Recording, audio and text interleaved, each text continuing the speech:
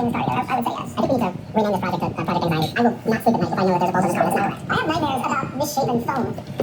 This unlocked things inside your psyche. Yeah, you don't want. Wake up and you're like, oh, foam.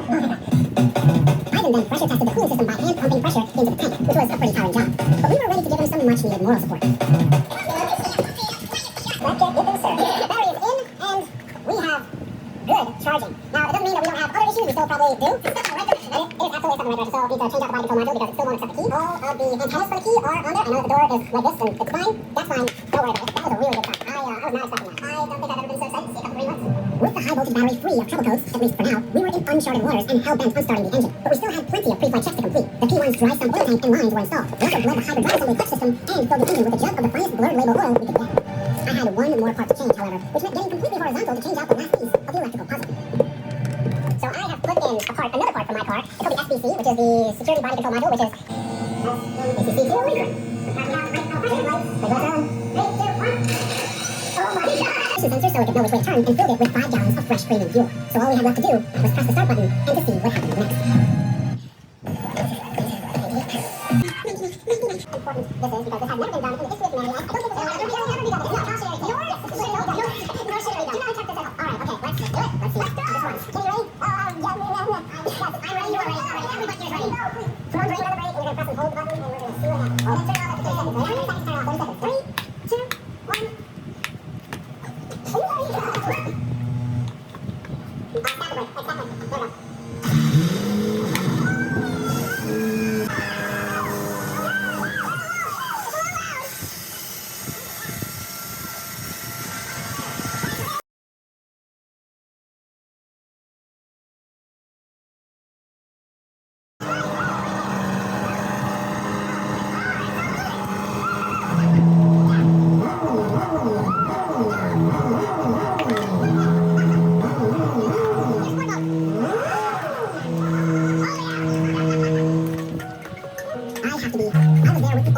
Who wanted this just as much as I did, through the tiny problems and major setbacks. We were brothers in arms, bonded for life through a shared experience that showed us, and hopefully everyone watching, that nothing is impossible if you have a great team that isn't afraid to get their hands dirty and learn from their mistakes. That truly made firing up this iconic hypercar, built with our bare hands, the biggest win I could ever imagine. I can honestly say there's no group of people that I would rather share tools with, and I'm incredibly thankful that I got to be a part of this once-in-a-lifetime build. And the fact that I was there to see Steve realize his lifelong dream of building this homemade P1 with his son, that made me feel incredibly fortunate and excited that I have kids to share my love of cars with, and to also show them that you can accomplish anything you want in life if you work really hard and have the right people supporting you. Now I wanted to make sure that Steve, Kenny, Andrew, and all of the members of Car Council get as much credit as they deserve. So be sure to subscribe to their YouTube channel where they're posting the full video of the P1's first drive. But here's a little bit of what they have in store. Hi everyone.